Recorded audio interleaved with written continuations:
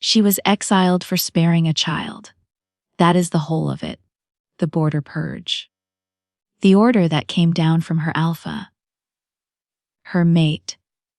In the language of governance and necessity and hard decisions that leaders had to make. She had been standing in the field when the order reached the line. She had been standing close enough to see the child's face. She had stepped in front of the soldier. She had said, "Not this one." The soldier had looked at her. She had said it again. The soldier had stood down. She had brought the child back to the settlement herself, on foot, in the dark, and arrived at the Dawnhold gate at midnight and been met by her mate, who had heard what she had done, and whose face had the particular quality of a man who had decided that what had just happened could not be permitted to stand. She had not argued. She had not begged. He had said, "You defied a direct order in front of the line. I cannot let this pass." She had said, "I know." He had said, "You leave at dawn." She had said, "I know." She had not cried. Not there, not in front of him, not in a way he could see. She had gone to her room, and she had sat in the dark, and she had breathed through it the way. She breathed through everything that was too large to feel all at once.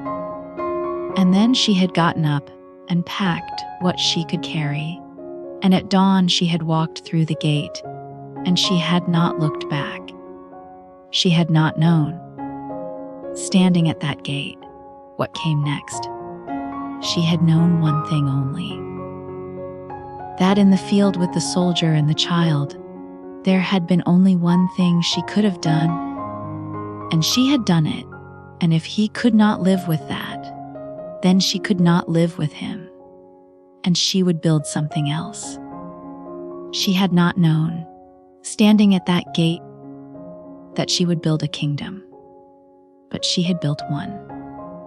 And now, 3 years later, her mate was at her gate, and she was the one deciding whether to let him in. My name is Sansa.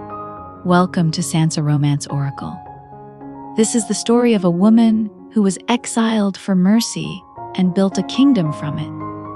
A man who exiled her and spent 3 years becoming someone who understood why he was wrong. And the 7-year-old girl at the center of everything who had opinions about all of it.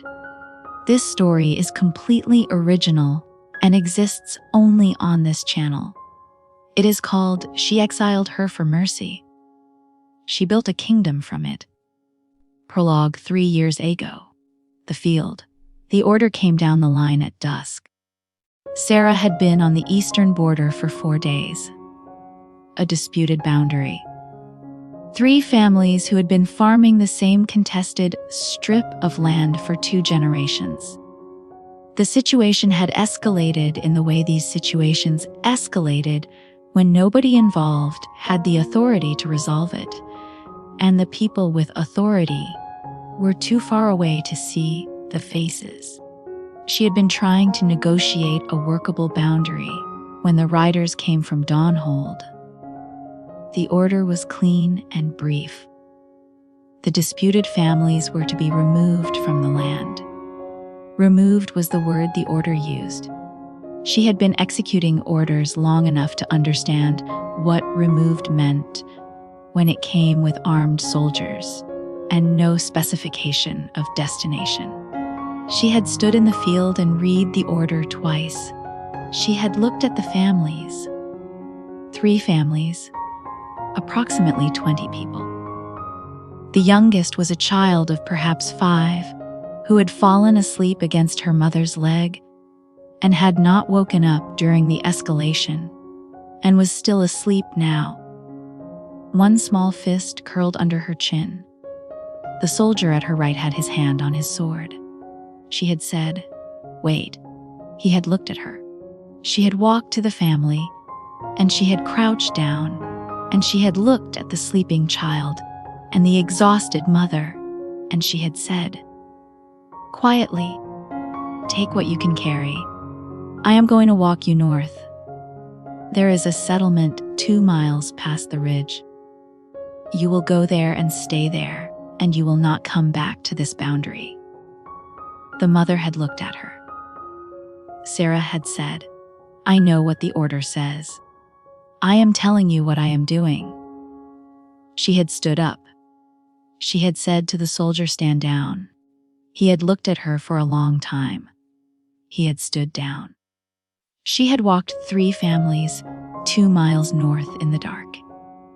She had made sure they were settled. She had walked back through the night to the Dawnhold gate where Calder was waiting. She had known, on the walk back, what was coming. She had not changed her mind. He had been standing at the gate in the cold with his arms at his sides and his face in the particular arrangement he used when he had made a decision and was not going to be moved from it. He had said, "I heard what you did." She had said, "Yes." He had said, "You defied a direct order in front of the line. Every soldier on that border saw it. I cannot let this pass." She had said, "I know." He had said, "You leave at dawn." She had looked at him. At the face she had known for 6 years. At the man who was her mate, and who had looked at the same order she had looked at, and had seen governance, where she had seen a child asleep against her mother's leg. She had said, "I know." She had not said, "You are wrong." She had not said, "One day you will understand." She had not said any of the things that were true, because saying them would not have changed anything. And she did not have the energy for truth that would not be heard. She had gone inside. She had packed. She had walked out at dawn, and she had not looked back, because looking back would have made it impossible, and she needed it to be possible. The child was named Wren. She had found this out on the road. She had carried Wren the last half-mile when the child's legs gave out from tiredness, and the child had pressed her face against Sera's shoulder and breathed, and Sera had thought, "All right. This is what we are doing now." She had not been wrong. Chapter 1. What she built. 3 years was long enough to build something real. The settlement in the valley beyond the northern ridge had been 3 families when Sera arrived. It was 47 people now. Not all of them had come the way the first families had come, in the dark, by force of necessity, with nowhere else to go. Some had heard. Some had walked north of their own choosing, carrying children or carrying nothing, looking for the place they had been told existed, where the question was not whether you were useful enough to keep, but simply whether you needed somewhere. They called it the Mercy Quarter. She had not named it. Someone else had named it, and it had stuck the way names stuck when they were accurate. She had built the structures in the first winter with Wren, who had arrived 3 weeks after she did. An exiled packmate she had not expected to follow her, and who had appeared one morning at the edge of the settlement with tools on his back and the expression of someone who had made a decision and was not going to explain it. She had said, "Wren." He had said, "Tell me where to start." She had told him where to start. They had built through the winter structures that were simple and sound and warm. Storage that was organized by need and contribution. A system that was not complicated because complicated systems broke when the people running them were exhausted, and everyone in the Mercy Quarter was exhausted. Wren had helped. This was perhaps the wrong word. Wren had been 7 by the second winter and had developed, over the previous 2 years, a comprehensive understanding of the settlement's logistics that rivaled Oren's and exceeded Sera's in certain categories of detail. She knew where every tool was. She knew who had what skill and what they needed. She knew which families needed checking on and which needed leaving alone and which needed both depending on the day. She did not do these things with the self-consciousness of a child performing helpfulness. She did them because they were the things that needed doing, and she was there, and she could. Sera had watched this develop over 2 years with a specific warm quality that she did not name because naming it would make it something she was afraid of losing. She had already lost enough things she had not named in time. The Mercy Quarter had, by the 3rd year, a reputation. Not the reputation Sera would have chosen. She would have chosen anonymous. She would have chosen small and functional and unseen. She had not been given this choice. The Mercy Quarter had become known the way things became known when they worked.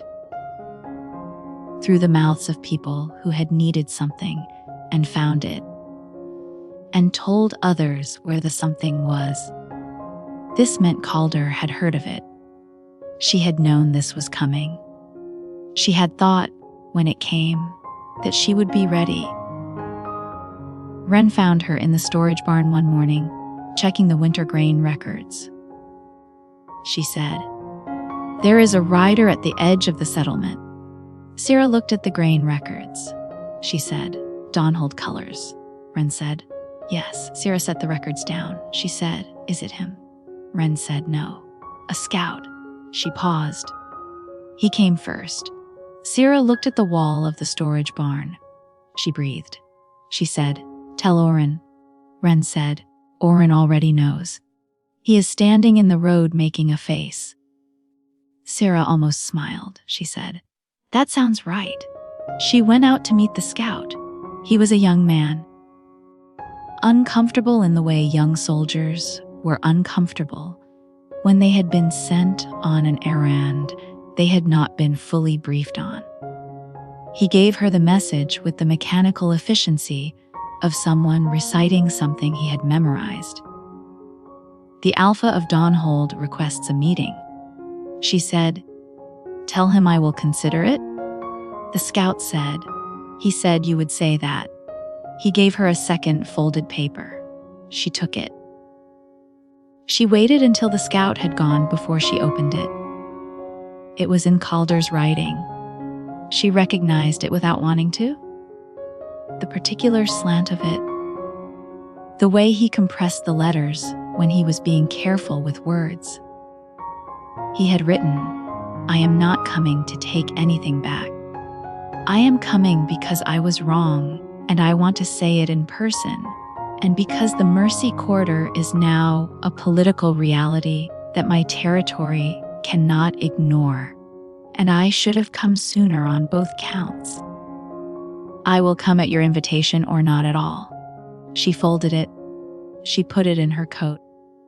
She stood in the road in the cold morning air and thought about a field 3 years ago and a child asleep against her mother's leg.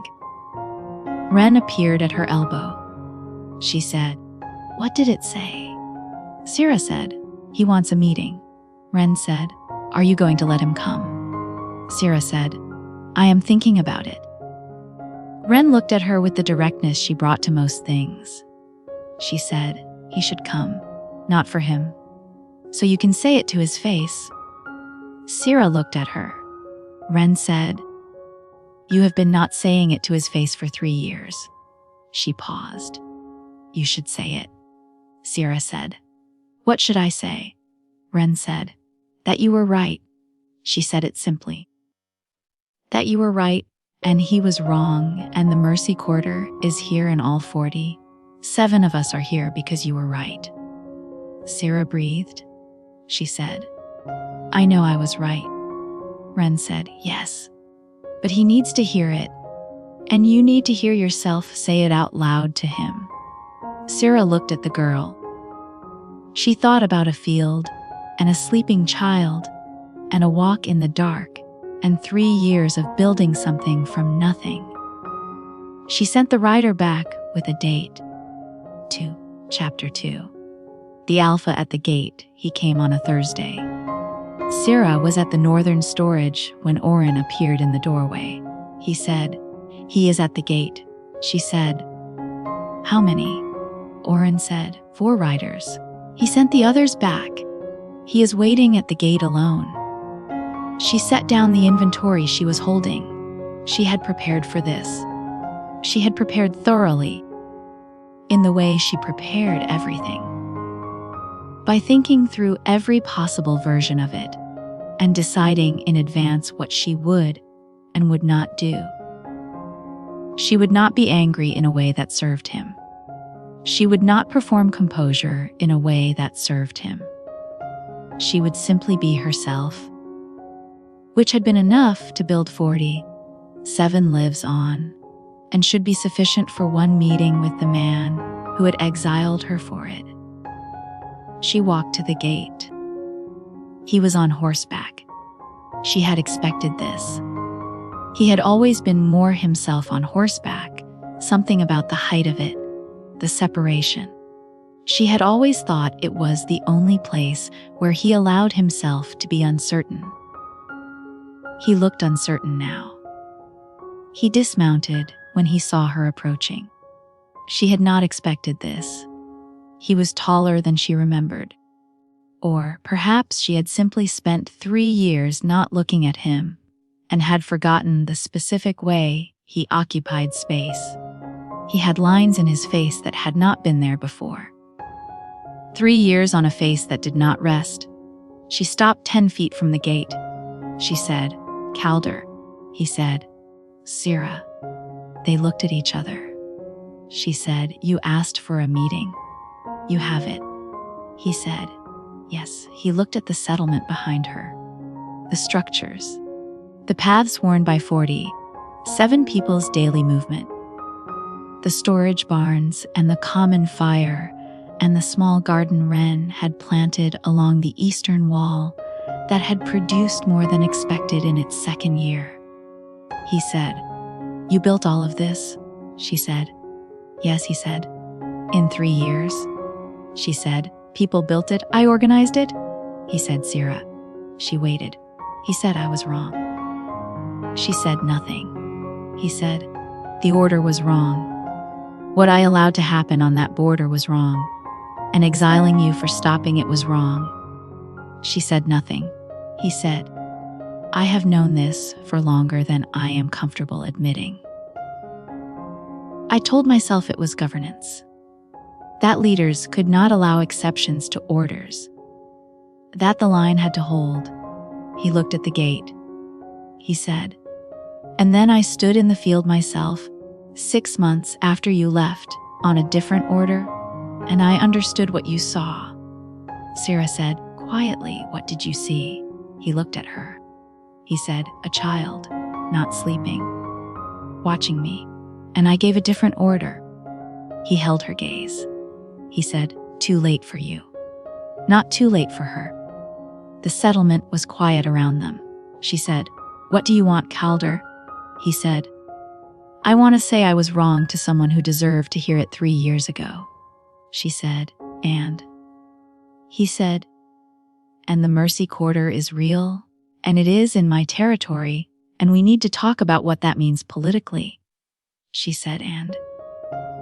He was quiet for a moment. He said, "And I came because I needed to see that you were." He stopped. "That you had." He stopped again. She said, "That I had what?" He said, "That you were all right. That what I did had not." He looked at the settlement. "Clearly it had not. Clearly you are more than all right." She said, "Yes." He said, "That is more than I deserve to find." She looked at him. She said, "Come inside. We will talk about the political situation." He said, "Yes." She opened the gate. He walked through. Behind the northern storage, in the shadow of the eastern wall, where she was absolutely not spying, Wren watched. She nodded once to herself. She went to find Oren. She said he was wrong. Oren said, did he mean it? Wren considered. She said yes. Oren said good. He went back to what he was doing. Wren went back to the garden. She had more to assess, but it was a reasonable start.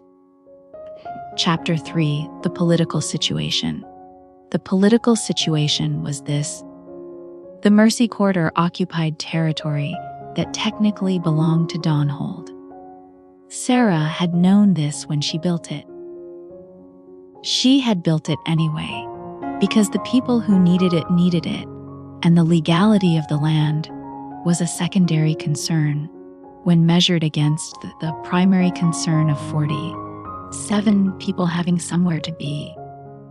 In 3 years, the Mercy Quarter had developed trade relationships with 4 surrounding settlements.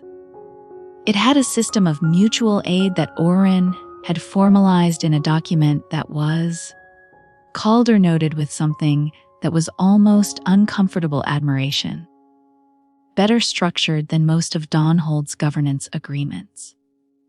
It also had, as a direct result of those trade relationships, an indirect but real influence on a trade route that ran through the eastern section of Calder's territory and that he needed.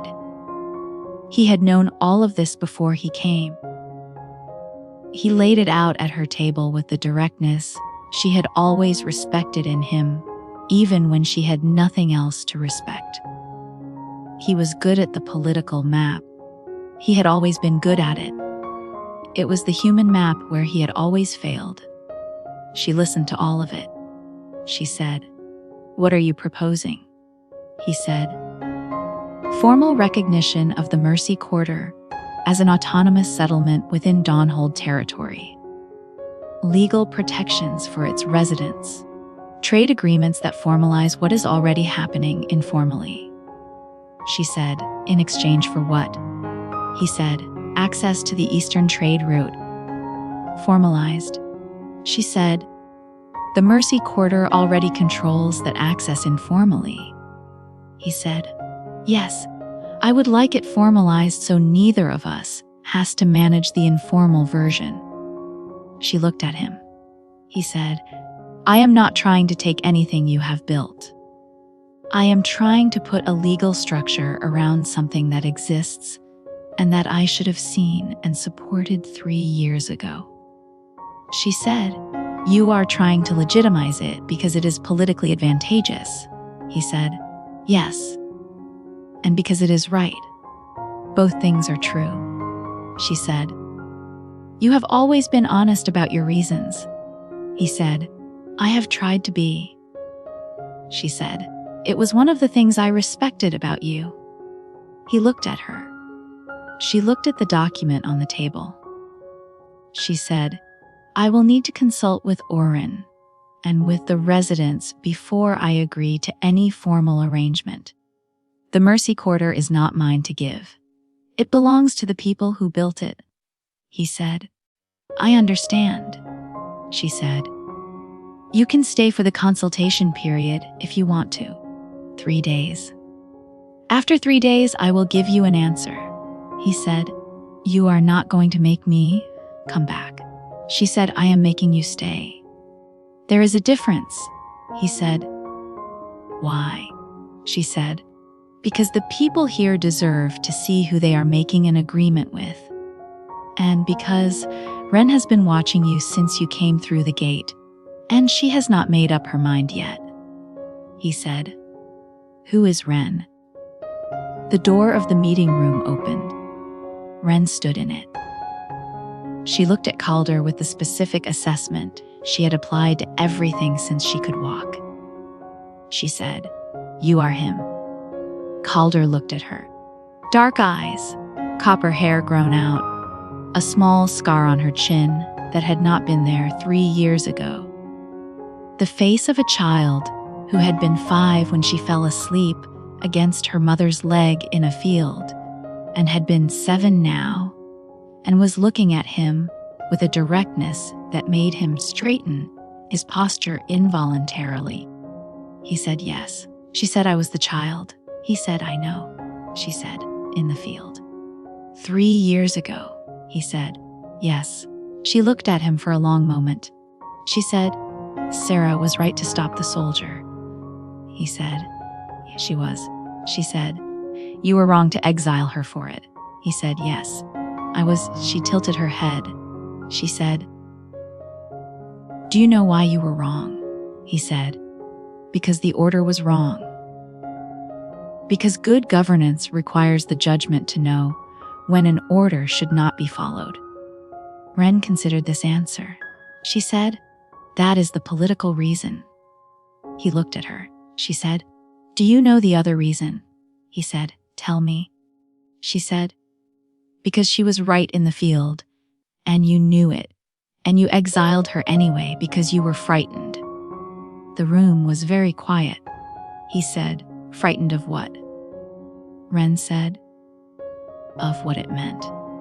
That she could be right and you could be wrong. That being the alpha did not mean being always correct. She looked at him.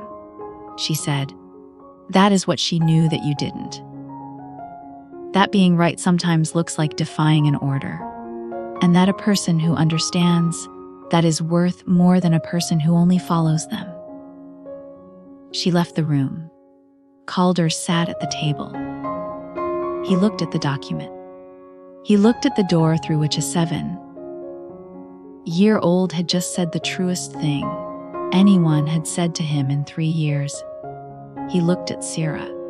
She was looking at the table. She said, quietly, she is 7. He said, I know. She said, she has been like that since she was 5. He said, she is. He stopped. She is extraordinary. Sera said, yes. He said, you raised her. Sera said, she raised herself. I just gave her somewhere to do it. He looked at her. He said, I missed 3 years of this. She said, yes. He said, I missed 3 years of you. She did not look up. He said, I know that is not the point of this meeting. She said, no, he said, I know you are not asking for that acknowledgement. She said, no. He said, I am saying it anyway. Because Wren is right, that the political reason is not the only reason, and if I am going to be honest, I should be honest about all of it. Sera looked at her hands. She said, Calder. He said, yes. She said, give me the 3 days. He said, yes. She stood up. She said, you can sleep in the eastern building. Wren will show you. She walked out. He sat at the table alone. Outside the window, through the eastern wall, he could see the garden Wren had planted. It was thriving. Chapter 4. What Wren said. Wren found him at the common fire that evening. He sat across from him without being invited, which was the Wren method of most things. He was a large man, mid-40s, with the specific quality of someone who had been underestimated for most of his life and had stopped having any feelings about it. He said, you know who I am. Calder said, former Dawnhold pack. Exiled 4 years ago. Wren said, for disagreeing with a governance decision in a pack meeting. He said it without heat, simply as a fact. Calder said, I know. Wren said, you exiled 7 people from Dawnhold in the 3 years before you exiled Sera. He looked at the fire. 3 of them are here. The other 4 found somewhere else. Calder said, I know. Wren said, that is a significant amount of people to remove from a pack for disagreement. Calder said, yes. Wren said, do you understand why? Calder looked at the fire. He said, I built a pack that agreed with me. I told myself it was efficiency. That a pack that moved together without friction was a strong pack. Wren said, and Calder said, a pack that only agrees with its alpha is not strong. It is brittle. It breaks when the alpha is wrong. because nobody inside it knows how to say so. Wren said, "She said that 3 years ago." Calder said, "I know." Wren said, "Before the border." She said it in the council room. She said you were building a pack that would fail you when you needed it most. He paused. You exiled her 6 weeks later. Calder said nothing. Wren said, "Not for the field. For saying true things in the council room until you could not hear them anymore." Calder said, "Yes." The fire burned between them. Wren said, "Why are you here?" Calder said, "The trade route."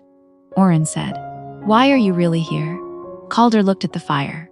He said, "Because she built something from nothing in 3 years that is more real and more functional and more alive than what I have been running since she left, and I needed to see it, and I needed to see her see it, and know she did it." Wren looked at him. He said, "And?" Calder said, "And because I spent 3 years becoming someone who understands what she told me in that council room, and I wanted her to know." Wren said, "That is more honest than I expected." Calder said, "I am trying to be honest. I have been trying for 3 years. I am better at it than I was." Wren looked at the fire. He said, "She does not need you." Calder said, "I know." Wren said, "The Mercy Quarter runs without you. It ran without you before you came, and it will run without you when you leave. She is not waiting for you to fix anything." Calder said, "I know." Wren said, "So if you have come here thinking that she needs saving or rescuing, or that your arrival is the answer to something she has been waiting for." Calder said, "That is not why I came." Wren said, "Why then?" Calder said, "Because she deserves to be chosen, not needed, chosen. By someone who sees all of what she is and chooses it because of what it is not despite it." Wren was quiet. He said, "That is a better answer." He stood up. He said, "She is in the northern storage at this hour. She goes there when she needs to think." He paused. "She has been going there a lot since your rider came." He walked away. Calder sat at the fire. He looked at the common space around him. The 47 lives Sera had built structure around. The garden against the eastern wall. The storage barns with their organized systems. The settlement that had not been here 3 years ago and was entirely here now. He stood up. He went to the northern storage. Chapter 5. The northern storage. She was sitting on a grain sack reading a document when he came through the door. She did not look up. She said, "Wren told you." He said, "He told me where you were." She said, "He should not have." He said, "He thought I should say some things to you directly." She said, "You have been saying things directly all day." He said, "I have more." She set the document down. She looked at him. He was standing in the doorway of her storage barn in the cold evening light, and he looked like a man who had been working up to something for 3 years and had arrived at the moment of it. She said, "Then say them." He came in. He sat on the grain sack across from her. He said, "I have been going over it since I left Dawnhold this morning. What I want to say, and what is fair to say, and what is too much." He paused. "I am going to say too much." She said, "All right." He said, "I exiled you because you were right, and because you being right made me understand that I had been wrong about a great many things for a long time, and I did not know how to hold that." He looked at his hands. It was easier to make it about the order, about the line, about governance and authority, and the reasons leaders make hard decisions. She said nothing. He said, "It was not about those things. It was about the fact that you stood in that field, and you saw something that I had stopped being able to see. And I knew, standing at the gate waiting for you to come back, that you were going to be right about it. And I could not. He stopped.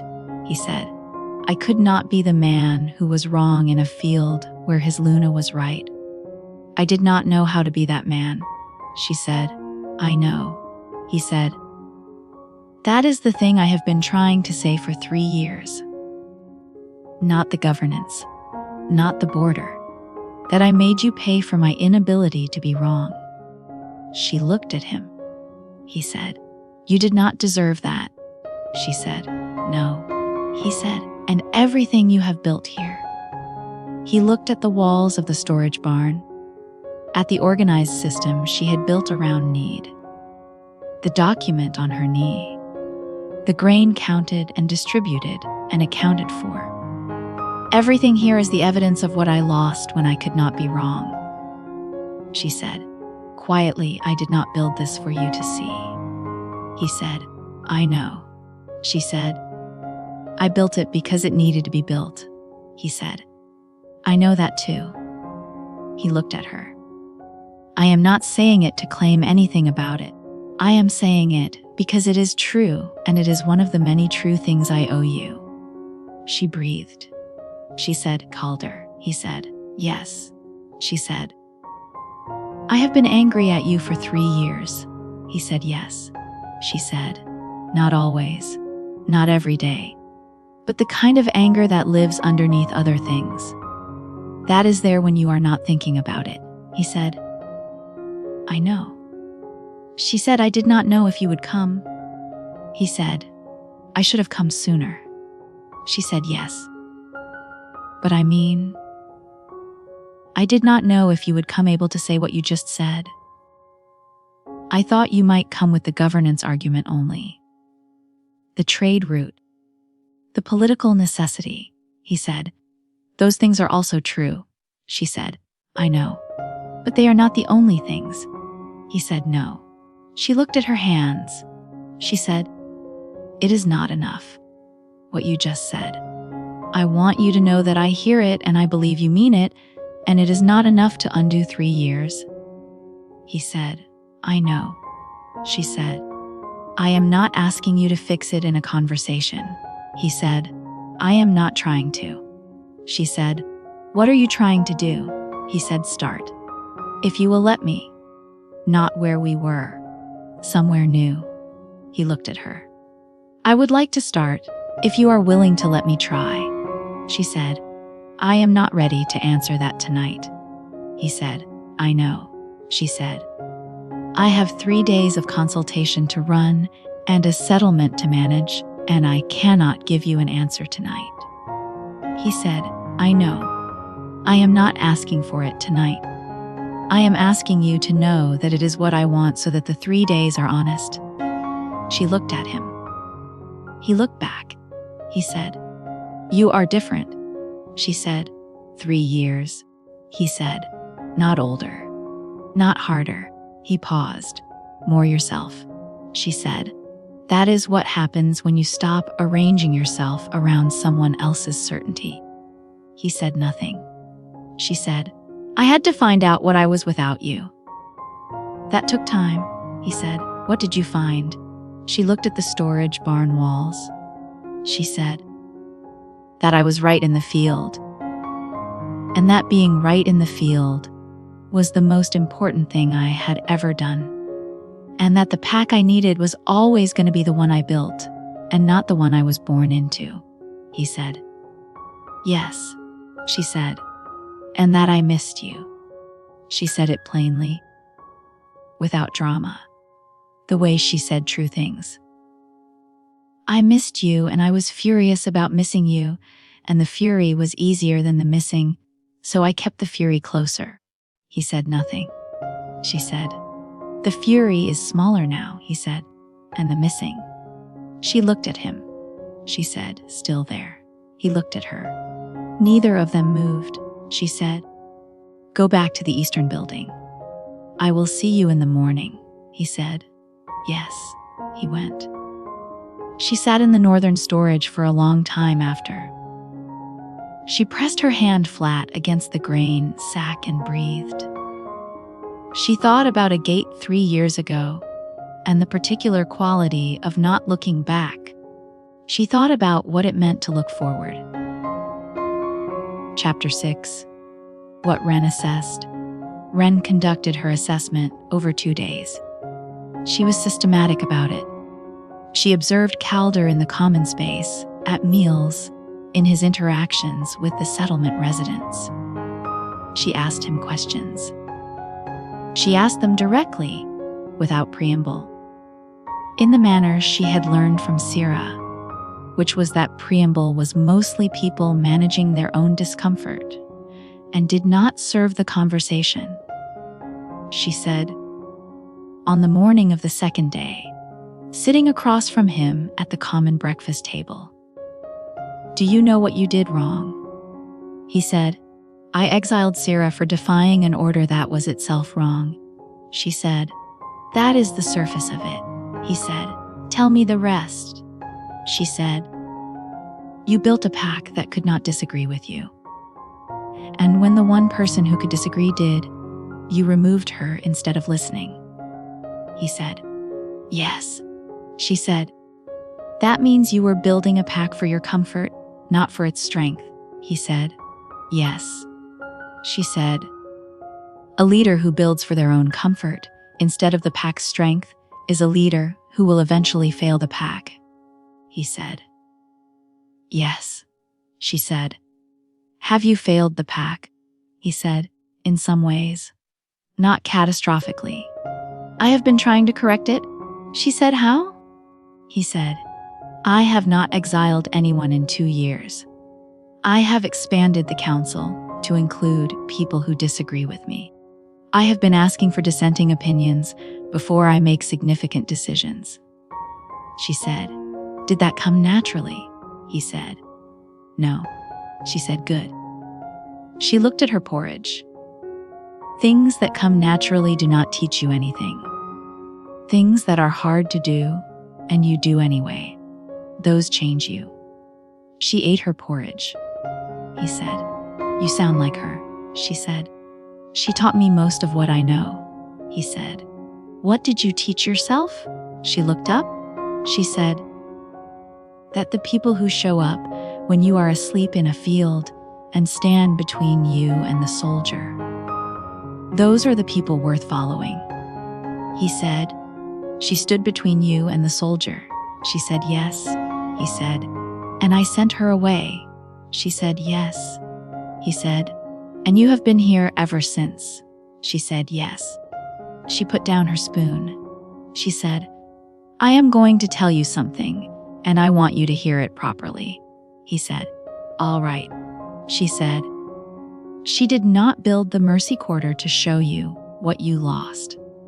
She built it because this is what she is." She pointed in the general direction of the settlement.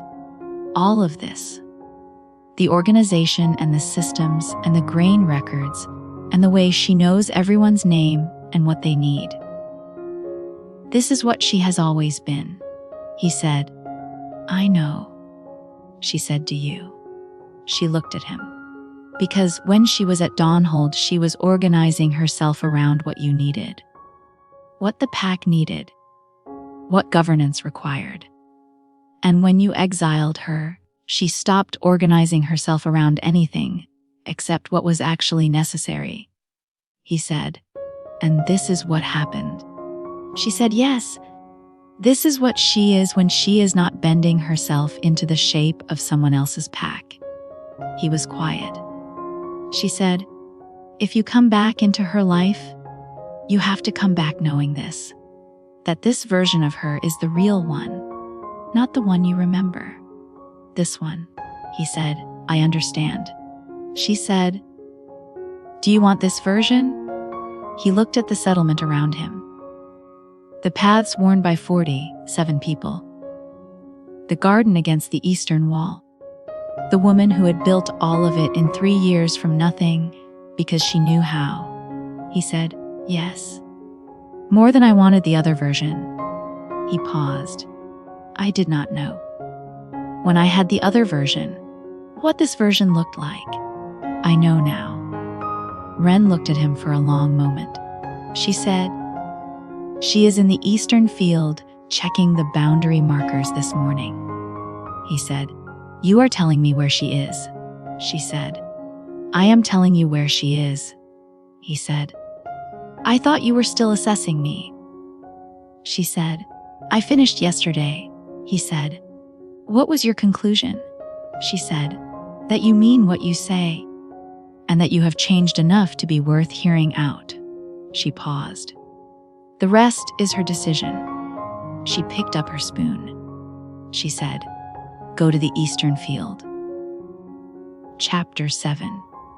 The eastern field, the boundary markers, ran along the eastern edge of the Mercy Quarter, where the settlement's land met the territory that was technically Dawnhold's, and practically no one since no one from Dawnhold had used it in 3 years.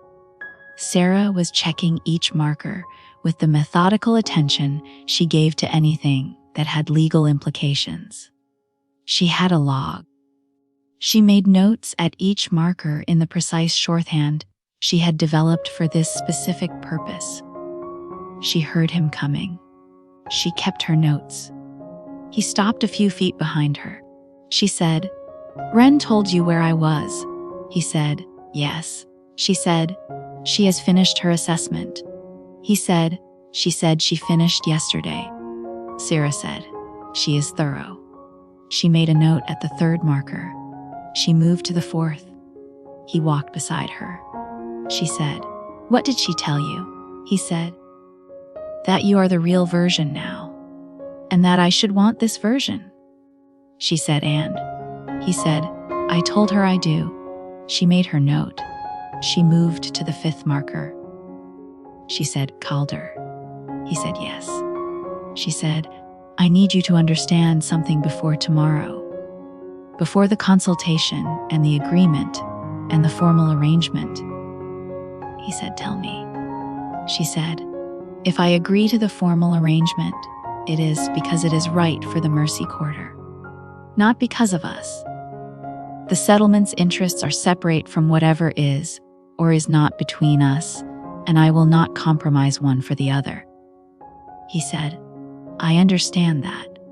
She said, "The 47 people here did not ask to be involved in what happened between us. They came here for something specific.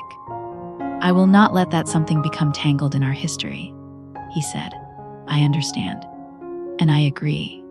She said, "The agreement needs to be clean, legal, protective of the settlement's autonomy, regardless of what happens personally." He said, "I will draft the language tonight. You can review it in the morning before the consultation." She said, "Good." She reached the 6th marker. She made her note. She was quiet for a moment.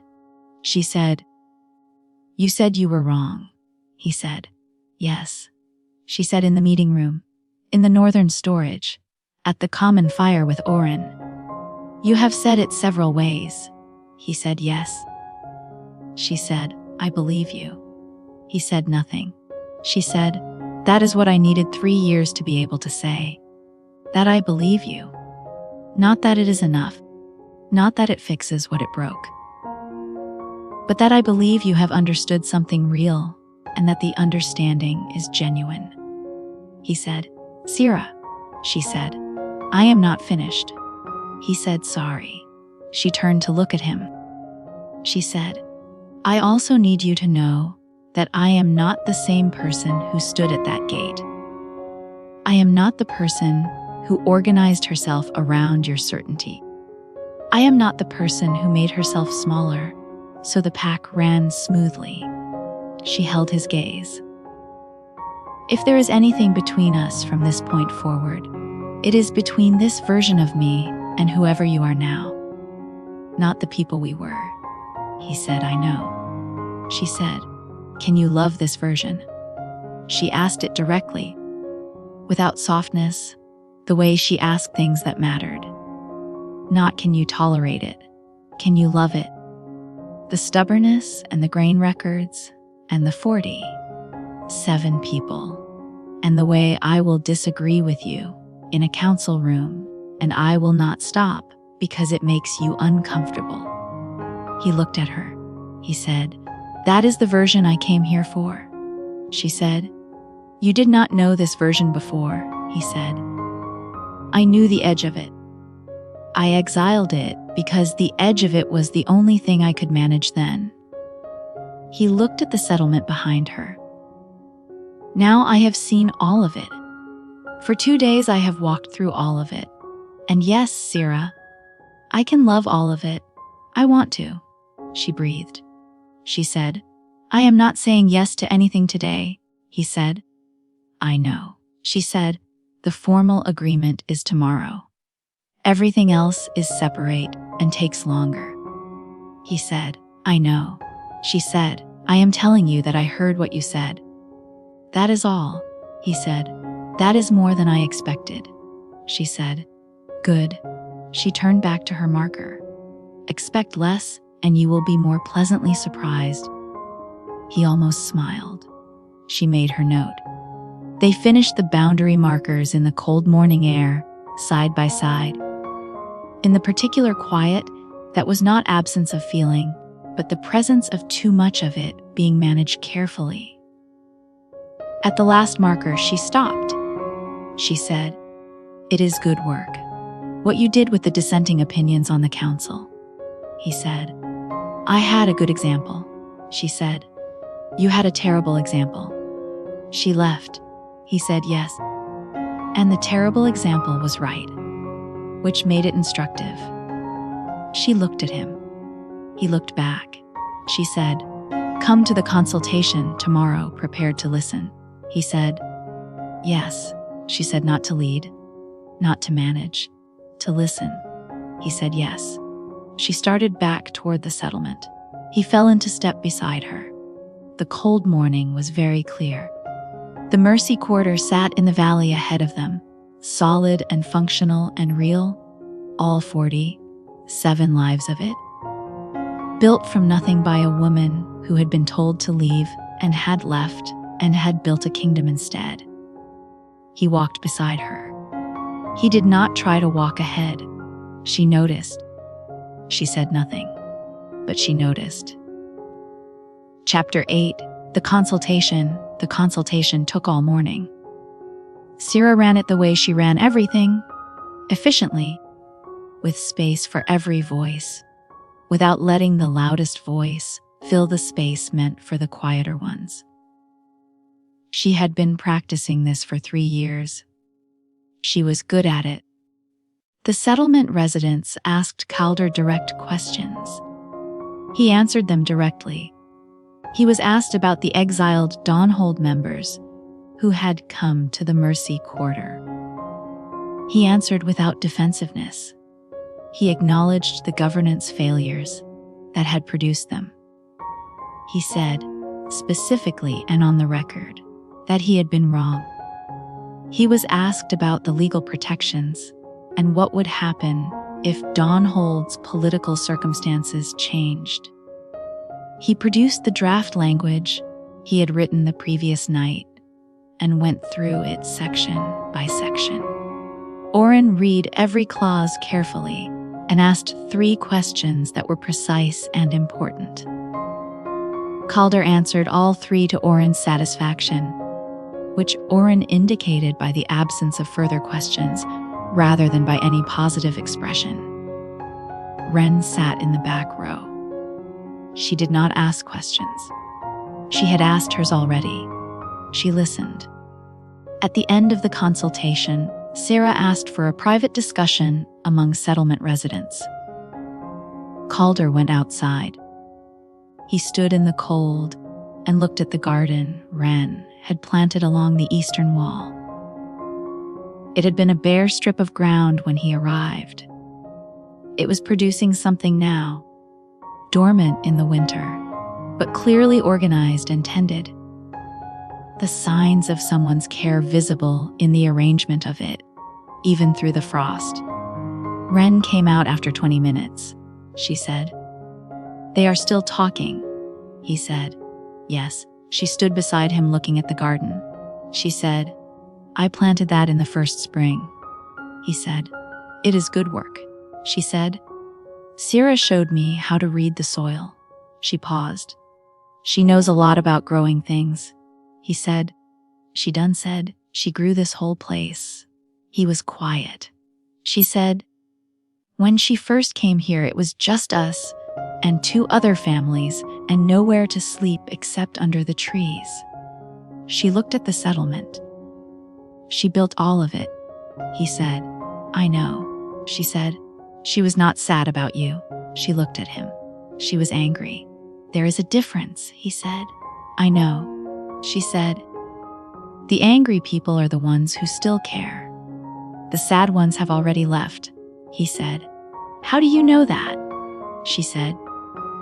Because when someone goes away and you do not care about them, you are sad. And when someone goes away and you do care about them, you are angry. He said, That is very specific reasoning, she said. I thought about it a lot. She turned to look at him. She was angry for a long time. That means she cared for a long time. He said, Yes, she said. The anger got smaller this year. She looked at the garden. I noticed, he said. What does that mean? She said, I do not know yet. She paused. But I think it means something changed, he said. She said the fury was smaller. Wren looked at him. She said, She told you that. He said, Yes. Wren turned back to the garden. She said, Then you are further along than I thought. The door of the meeting room opened. Wren appeared, he said, to Calder. They want to discuss the second clause of the Eastern Trade Agreement. Calder went back in. Wren stayed at the garden. She looked at the frost-covered plants. She looked at the settlement around her. She had been 5 years old when a soldier had raised a sword and a woman had stepped in front of it. She had been following that woman ever since. She hoped very much that the woman was going to make a decision she could not make for her. She went back inside. Chapter 9. What she said yes to the formal agreement was signed on the evening of the 3rd day. It was clean and sound and protective of the Mercy Quarter's autonomy in the specific ways that mattered. Wren had approved it. The residents had approved it. Sera had reviewed every clause and amended 2 of them, and Calder had accepted both amendments without negotiation because they were correct. After the signing, the settlement had a communal meal. Someone produced wine that Sera had not known existed in the settlement stores, which suggested Wren had been planning for this occasion. She sat at the end of the common table and watched her 47 people eat and talk and exist in the specific way they existed when things had gone well. She had come to know the sound of it over 3 years. The particular ease of a meal after a difficulty had been resolved rather than deferred. Calder sat 3 seats down from her. He had eaten with the settlement. He had answered questions from residents who had not been in the formal consultation. He had been patient and direct, and he had not once positioned himself as the most important person in the room, which he was, technically, by rank, and which he had clearly decided not to perform. She noticed this. She noticed most things. Wren appeared at her elbow at the end of the meal. She said, "Are you going to talk to him tonight?" Sera said, "I was thinking about it." Wren said, "You should." Sera said, "You have a great many opinions about this." Wren said, "Yes." She looked down the table at Calder. "He is good, not the way Wren is good. He is learning to be good, which is harder than being born to it." Sera said, Yes. Wren said, people who are learning to be good are better at it eventually than people who were born to it, because they know what it cost. Sera said, where did you learn that? Wren said, from you. She went back to her seat. Sera sat with this for a moment. She found Calder after the meal, outside by the common fire. The settlement had quieted. Most people had gone inside. The fire was burning low. She sat beside him. He said, the agreement is good. She said, yes. He said, Oren is a very good negotiator. She said, he is. He said, you trained him. She said, he trained himself. I just gave him the table. The fire burned. He said, I have to leave tomorrow. She said, I know. He said, I am not asking for an answer to anything tonight. I said that, and I meant it. She said, I know. He said, I want you to know that regardless of what you decide, I am going to continue the work I have been doing. The council, the dissenting voices, the understanding that I was wrong and what it means. She said, I believe you. He said, I want you to know that for its own sake, not as an argument. She said, I know. The fire made a small sound. She said, I am going to ask you something and I need an honest answer. He said, yes. She said, if I come back. She stopped. She said it again. If I consider coming back. Not to Dawnhold as it was. Not as the Luna who managed herself around your governance. She paused. If I consider something new.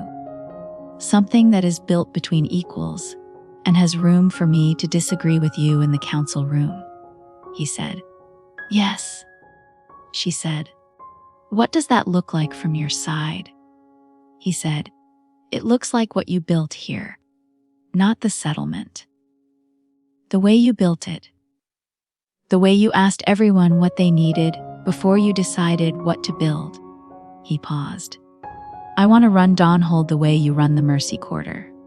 She said, the Mercy Quarter works because nobody's voice is more important than the need it speaks to. He said, yes. She said, that includes my voice and your voice. He said, yes. She said, that is a significant change for an alpha who exiled people for disagreeing. He said, I know. He looked at the fire. I have been preparing for a significant change for 3 years. She breathed. She said, I am not saying yes tonight. He said, I know. She said, I am saying that I will think about it. Properly. Not as something to be afraid of. As something to actually consider, he said. That is more than I deserve. She said, probably. She looked at the fire. But you came and you said the things, and you listened, and you accepted Oren's amendments without argument. Those are not small things. He said, I am trying. She stood up. She said, come back in a month. Not for governance, not for the trade route. Come back and spend 3 days here, the same way you spent these 3 days. And the month after that. And we will see what it is after several months of that. He looked up at her. She said, I am not asking you to fix it in a conversation. I am asking you to show up consistently and let it build into something or not. He said, yes. She said, if it builds into something, it builds into something between who we are now, not who we were. He said, yes. She looked at him. She said, I missed you for 3 years, and I was furious about it. And I built 47 lives while I was furious. She paused.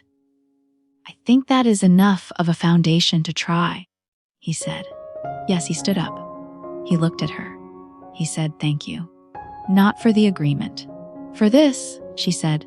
Come back in a month, he said. I will be here. She went inside. He stood at the common fire until it burned down. He thought about a gate 3 years ago that he had sent her through. He thought about what she had built on the other side of it. He thought about coming back, about showing up, about the particular quality of a woman who had taken a terrible thing and made something real from it, and who was, with considerable and earned caution, leaving a door open. He was going to walk through it carefully. He was going to take as long as it required. He was going to show up. He always would. Chapter 10. What the Mercy Quarter became 6 months later. He had come back as he said he would, every month, 3 days, at the Mercy Quarter. He had sat at the common table and eaten the communal meals, and walked the boundary markers with Sera, and listened in the consultation sessions, and learned the names of 47 people. He had learned which of them needed checking on, and which needed leaving alone. He had helped with the Eastern storage expansion in the 3rd month, when an extra pair of hands was needed, and Wren had looked at him with something that was not welcome exactly, but was its functional equivalent, and pointed at a load that needed carrying. He had carried it. Wren had given him a status update after each visit. Specific, measured, unembellished. He had looked forward to these in a way he had not expected. She was the most honest assessment he received, and she delivered it without cruelty and without flattery, and it was the most useful thing anyone said to him. In the 4th month, she had said, "You are doing better than last month." He had said, "What changed?" She had said, "You stopped trying to prove you had changed. You just did the things." He had thought about this for a long time. In the 5th month, he had sat in the council room at Dawnhold and given the floor to a young packmate who had disagreed with him openly in a meeting, and had waded through the discomfort of not redirecting it, and had at the end of the meeting said, "You were right," and had meant it, and had not exiled anyone. He had told Sera about this on the next visit. She had said, "How did it feel?" He had said, "Uncomfortable and correct." She had said, "Yes, that is what it feels like." She had smiled. It was not a large smile. It was the small particular one she used for things that were genuinely good before she had checked whether she was ready to call them good. He had been watching for it for 6 months. He had been watching for it the way he had not watched for anything in a long time. In the 6th month, she had said, without preamble, at the common fire on the last evening of the visit, "I want to come back." He had gone very still. She had said, not to what it was. She had said this firmly. Not to the pack that bent itself around your certainty. "I want to come back as the warden of the Mercy Quarter, who also happens to live part of her time at Dawnhold." He had said, "What does that mean for the settlement?" She had said, "Wren runs the settlement. He has been running it functionally for the past 3 months. I have been testing this. It works." He had said, "And you?" She had said, "I run 2 things. The Mercy Quarter and whatever we build at Dawnhold. They are separate, and they are both mine." He had said, "I agree to that." She had said, "You do not get to agree or disagree." She had looked at him. "This is what I am telling you I am doing. I am not asking." He had looked at her. He had said, "I hear you." She had said, "Good." He had said, "Does this mean?" She had said, "Yes." He had said, "You did not let me finish." She had said, "I knew what you were going to ask." "Yes." He had looked at her. She had looked back. He had reached out. He had put his hand on the side of her face, very carefully, with the care of someone who understood what the last 6 months had cost and what they had built. She had let him. She had said, quietly, I am not the same person. He had said, I know. I am not asking for the same person. She had said, you should know who you are getting. He had said, I have been here for 6 months. I know who I am getting. She had said, who? He had said, the woman who stepped in front of a soldier for a child she did not know. The woman who built 47 lives from nothing in 3 years. The woman who disagreed with me in every council room we ever shared and was right every single time. She had said, that is a lot to manage. He had said, I know. I am choosing it. She had said, all of it. He had said, all of it. She had looked at him for a long moment.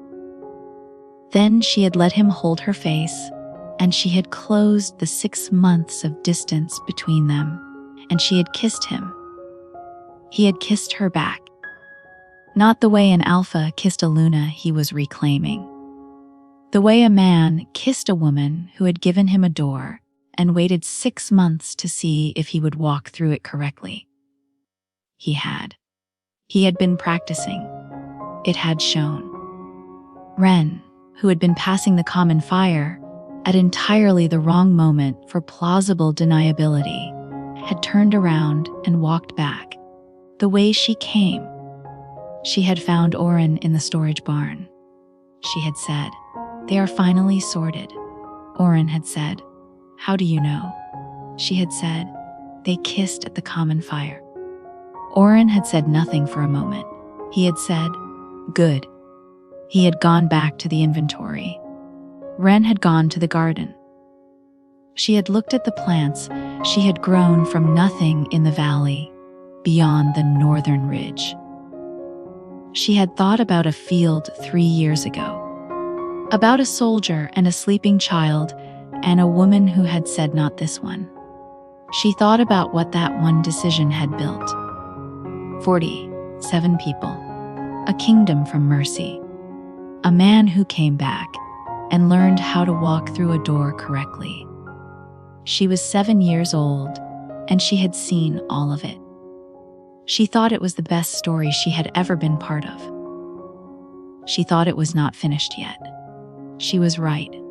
It was not. Not even close. Epilogue, the Warden and the Alpha 1 year later. They had not merged the governance structures. This had been Sera's condition, and Calder had agreed to it, and he had held to it, which she had noted, and which had mattered more than the agreement itself. The Mercy Quarter remained autonomous. Wren ran it. Sera spent 2 weeks of every month there, and 2 weeks at Dawnhold. The arrangement had been noted by surrounding territories as unusual, and had been considered by most of them in the light of its results, which were significant. The Dawnhold Council had 4 new members in the past year. 2 of them had originally come from the Mercy Quarter. Calder had proposed this. Sera had said, that is a good idea. She had said it in the council room, in front of everyone. He had looked at her. She had said, don't look at me like that. You had a good idea. I am saying so. The council members had exchanged looks. He had said, I have good ideas occasionally. She had said, occasionally, yes.